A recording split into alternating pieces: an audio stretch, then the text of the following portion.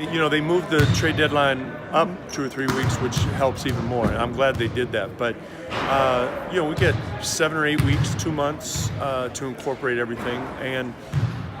But I also realize now adding 3 new players, how much work went into the first 5 or 6 months of the season and what we have done to build a team through those 5 or 6 months. And so you kind of take a step back with the new guys and trying to figure out what's the best direction to go with those new guys to get back to the level that you want to be at. You know, the new guys have to spend a lot of time trying to catch up.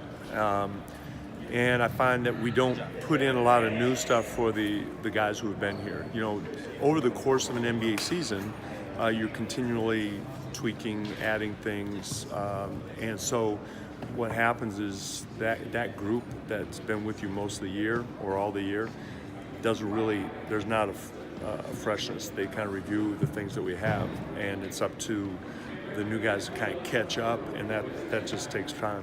His attitude, his personality is, I think, one of his strengths. Teammates, wherever he's been, his teammates have really liked him.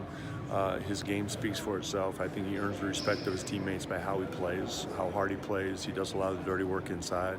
And I think his style of play, from what I've been able to gather, is going to fit in really well with how we like to play. Their roster has changed. So Brett's kind of, I heard some quotes from him about, you know, he's going through the same adjustments of adding new players. So the adjustments they're making is, you know, they're trying to get their new guys up to speed as well. So figuring out how to play their bench guys, that's kind of where I am with our starters are our starters, and then rotating guys in. We've got 12 guys on the roster that have played significant minutes, have contributed to winning games in the fourth quarter. So I think we all have a lot of trust in all those guys. It's just figuring from a night to night what's the best way to utilize them. I think for us, a lot of the guys that we brought in, they fit into what we do pretty easy. So it's just a matter of them learning the plays and stuff like that. Like you see with Enes, he fit in, so he was able to be comfortable and have a big game right away because it was simple for him. He fit in with our team. Same thing with Rodney. His first few games with us, it was just like it was seamless. So I think there has been situations where you take a guy who's a really good player and he goes to a team that's just going after the most talented guy out there, maybe, and he don't fit in. So I think it's different for each team. Yesterday was my first game. Yeah. And the day before, I was trying to get all the plays over the sets at one time. And it took around like 30 minutes.